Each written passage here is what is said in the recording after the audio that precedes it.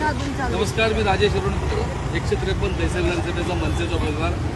आता मतमोजणी सुरू होती. आतमध्ये आपले सगळे काउंटिंग एजंट सगळे आतमध्ये होते आणि त्यांना असं निदर्शन आलं की त्या मशीनमध्ये घोटाळा आहे. त्याचं कारण एवढा त्यांच्यासमोर मशीन जेव्हा आली त्या मशीनला 3 सील असतात. एका मशीनला एकच सील होतं. त्यांना विचारण्यात आलं एकच सील का, तर त्या निवडणूक निर्णय अधिकाऱ्यावर हा एकच असू शकतं.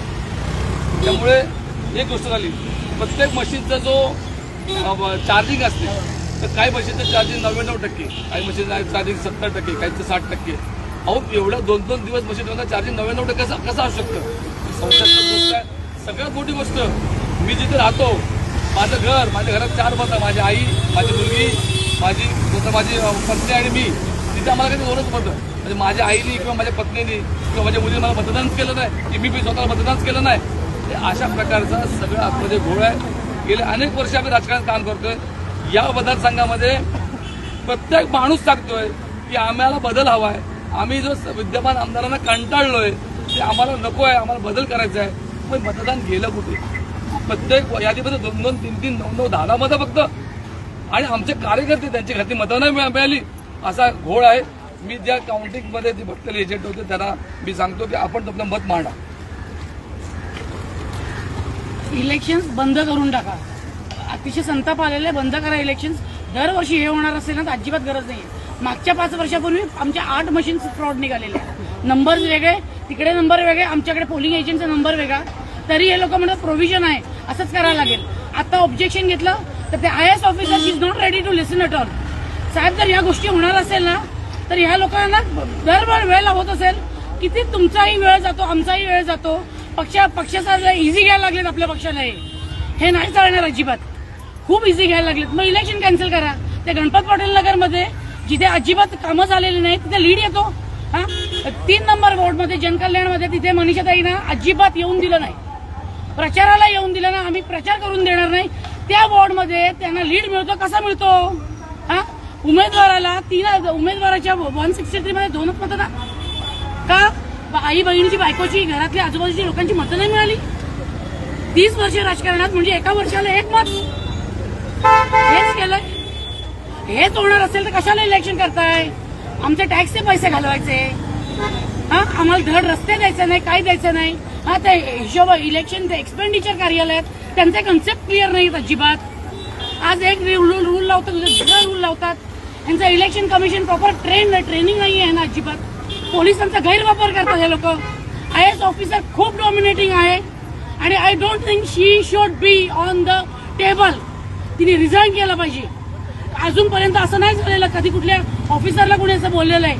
पण मी ॲज अ पब्लिक म्हणते ती IAS officer she should resign. मला नाही माहिती ती जर एवढ्या मोठ्या पोस्टवर आहे ना तर शी शुड मेंटेन अ डिग्निटी.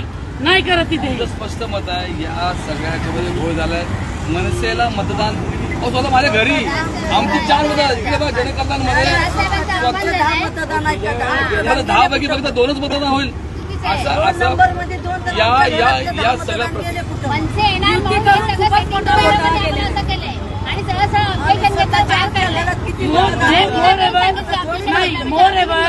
हे लोक 4-4 पक्ष, 3-3 पक्ष एकत्र येऊन लढतात. अरे हिंमत असेल तर आमची एकट्याने लढा ना. मग दाखवतो तुम्हाला आमची काय ताकद आहे ती. आम्ही जर ठरवलं ना तर इथून कुणाला बाहेर जाऊन देणार नाही. अख्खी ताकद लावू मनसेची. आम्ही शांत साहेब आहेत ना, शांत. त्याच्यामुळे आम्ही शांत.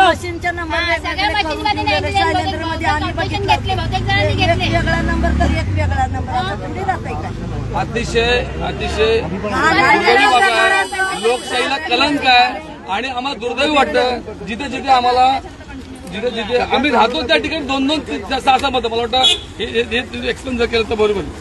PPHS चला एक्सप्लेन करे. असं थोडी होते एकाच्या घरात 10-20 मतदानाची कुठे गेले?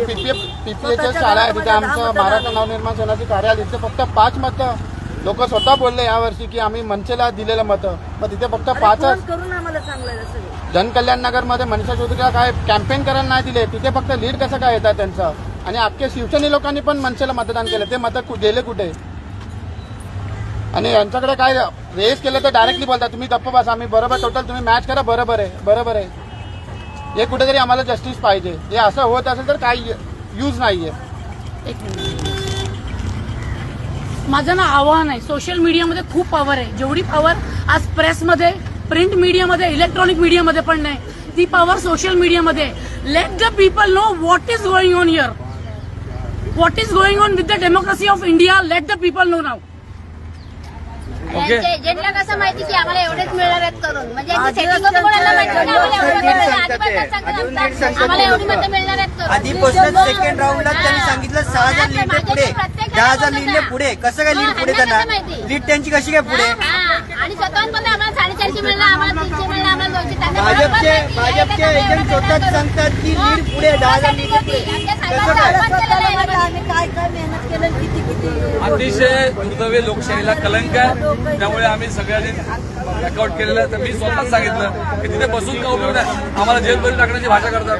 त्यापेक्षा म्हटलं आपण बाहेर पडूया. आणि जे घडलंय सगळं ते चुकीचं आहे, लोकशाहीला कलंक आहे. त्यामुळे आम्ही या फेसबुकच्या माध्यमातून पुढे आलो. त्याचं कारण की लोकांना कळू द्या की नेमकं काय घडतंय आतमध्ये ते.